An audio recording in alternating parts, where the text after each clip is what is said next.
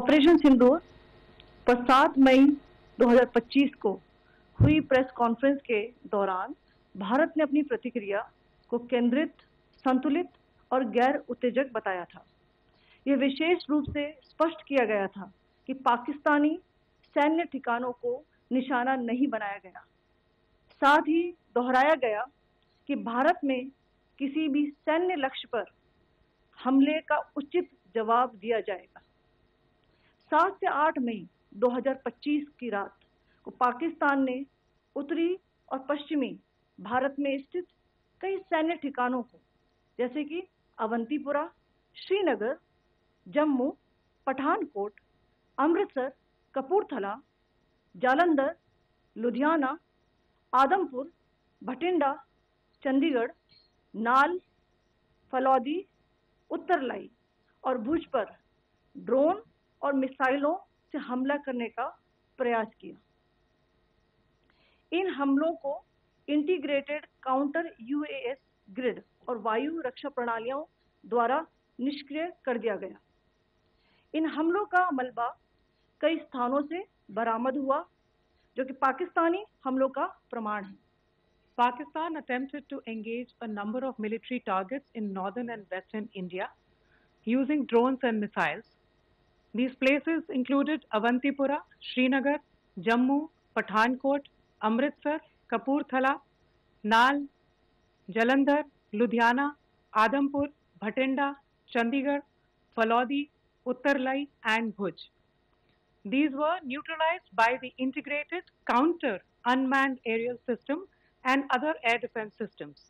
The debris of these attacks is now being recovered from a number of locations that prove the Pakistani attacks. आज सुबह भारतीय सशस्त्र बलों ने पाकिस्तान के कई स्थानों पर वायु रडार और को निशाना बनाया। भारत की प्रतिक्रिया समान क्षेत्र में समान तीव्रता के साथ की गई। यह विश्वसनीय रूप से ज्ञात हुआ कि लाहौर में स्थित एक वायु रक्षा प्रणाली को निष्क्रिय कर दिया गया।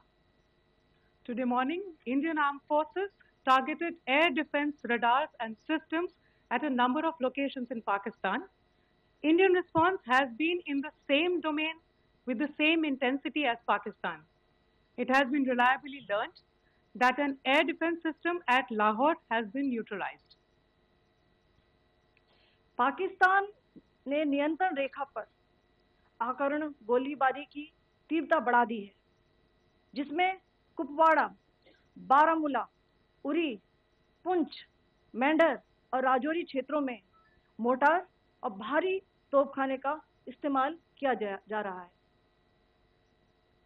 Pakistan has increased the intensity of its unprovoked firing across the line of control using mortar and heavy calibre artillery in areas in Kupwara, Baramulla, Uri, Poonch, Mendhar and Rajouri sectors in Jammu and Kashmir.